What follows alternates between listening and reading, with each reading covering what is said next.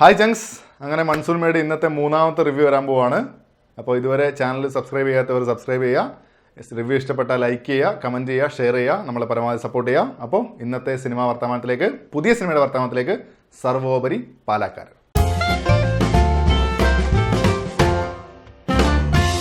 ഈ സിനിമ ഇറങ്ങിയ ദിവസം പത്രത്തിലെ തലക്കെട്ട് ഇങ്ങനെയായിരുന്നു: പ്രിവ്യൂ റിപ്പോർട്ട് വന്നു, 2017 ഏറ്റവും മികച്ച ചിത്രമെന്ന്. എന്നെ സംബന്ധിച്ചിടത്തോളം ഈ സിനിമ കാണാനുള്ള കാരണങ്ങൾ രണ്ടുപേരാണ്, അലൻസിയറും അപർണ ബാലമുരളിയും. അങ്ങനെ ഞാനും എൻ്റെ ചങ്ങായി മൻരാജും കൂടെ തിരുവനന്തപുരം അജന്ത തിയേറ്ററിൽ പോയി സിനിമ കണ്ടു.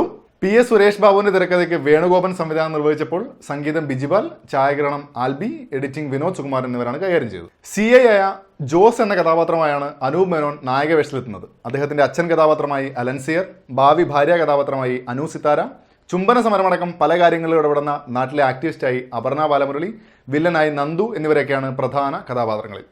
ട്രെയിലറിൽ കണ്ട പോലെ പാലാക്കാരൻ ആൺപിറന്നവർക്ക് നീയായിട്ട് മാനക്കേട് ഉണ്ടാക്കല്ലേ എന്ന് പറയുന്നിടത്തും അവസാനം സിനിമയുടെ പേര് സർവോപരി പാലാക്കാരനാണ് എന്ന് ഇറങ്ങുമ്പോഴെങ്കിലും ഓർക്കാൻ 4-5 തവണ അപർണയുടെ കഥാപാത്രം പറയുന്നതുമേ ഈ സിനിമയ്ക്ക് പാലായുമായും ബന്ധമുള്ളൂ. കുറച്ചു കാലം തൃശ്ശൂരും പിന്നെ എറണാകുളത്തും അവസാനം മുരുടേശ്വരത്തുമാണ് കഥ നടക്കുന്നത്. നാട്ടിൽ സ്ത്രീകൾക്കെതിരെ വർദ്ധിച്ചു വരുന്ന പീഡനങ്ങൾ, യുവാക്കൾ ചുംബന സമരത്തിലൂടെയും മറ്റും നടത്തുന്ന പ്രതിഷേധങ്ങൾ, അങ്ങനെ കഥാപശ്ചാത്തലം നോക്കിയാൽ സമൂഹത്തിൽ ഇന്ന് പറയേണ്ട കഥയാണെന്ന് ഉറപ്പിക്കാൻ പറ്റുമെങ്കിലും സംവിധാനത്തിലും അവതരണത്തിലും ദയനീയമായി പരാജയപ്പെടുകയാണ് സർവോപരി പാലാക്കാരൻ.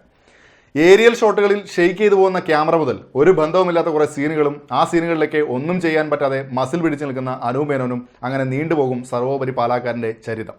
അലൻസിയറും നന്ദുവുമാണ് പ്രകടനത്തിന് മുന്നിൽ. ഒരു പരിധിവരെ സിനിമ കാണാൻ പ്രേരിപ്പിച്ചതും അവരാണ്. കഥാപാത്ര സെലക്ഷനിൽ അപർണയുടെ കഥാപാത്രത്തിന് ചെയ്യാൻ പലതും ഉണ്ടെങ്കിലും സിനിമ അതൊന്നും ആവശ്യപ്പെടുന്നില്ല എന്ന് സംവിധായകൻ വാശി പിടിച്ചുകൊണ്ടാകാം വെറും കാഴ്ചകളിൽ ഒതുങ്ങിപ്പോയി.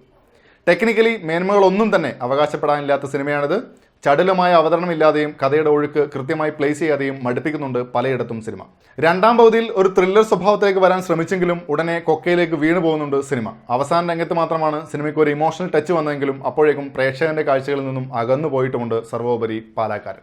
ഗാനങ്ങൾ ശരാശരിക്കും മുകളിലാണെങ്കിലും കഥയുടെ ഒഴുക്കിൽ ഒന്നും സുഖകരമായില്ല എന്ന് തന്നെ തോന്നി. സീരിയസ് ആയ ഒരു കഥയ്ക്ക് ഇതിനേക്കാൾ നല്ല സിനിമാ ഭാഷ്യം സാധ്യമാണ് എന്ന് പ്രേക്ഷകന് തോന്നുന്ന വിധത്തിലാണ് സംവിധാനം. വലിച്ചു നീട്ടിൽ കുറച്ചിരുന്നെങ്കിൽ അല്പം കൂടെ രസകരമായനെ സിനിമ.